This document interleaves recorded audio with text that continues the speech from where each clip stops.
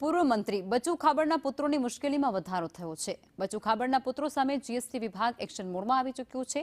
બળવંત ખાબડની મિલકતો ઉપર બોજો દાખલ કરવામાં આવ્યો છે, જેમાં વાવડીની મિલકતો પર બોજો દાખલ કરવાથી મોટી કાર્યવાહી શરૂ કરી છે। સંવાદદાતા હેમલ જોડાઈ ચૂક્યા છે વધુ વિગતો આપવા માટે। હેમલ, સંપૂર્ણ બાબત શું છે? ચોક્કસ લખમાં વાત કરીએ તો પૂર્વ મંત્રી બચુભાઈ ખાબડની જે મુશ્કેલીમાં છે, જે ઘટવાની નામ જ નથી લેતો અને મુશ્કેલીમાં એક પછી એક વધારો જોવા મળી રહ્યો છે। ત્યારે પૂર્વ મંત્રી બચુ ખાબડના પુત્રો જે છે, જે બંને મનરેગા કૌભાંડની અંદર સામે આવ્યા હતા અને જેની અંદર તેમના નામ ચર્ચામાં આવ્યા હતા, તેને લઈને તેની ઉપર એક પછી રહ્યા છે। ગઈકાલે જ મંત્રી બચુ ખાબડના પુત્રો પર જીએસટી વિભાગ દ્વારા એક્શન લેવામાં આવ્યું છે અને જે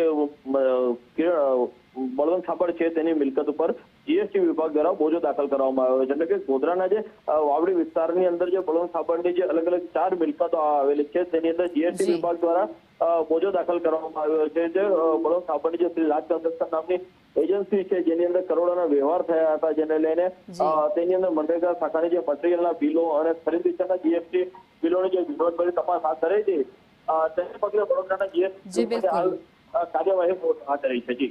જી હેમલ, આપ જોડાયા તે બદલ આભાર।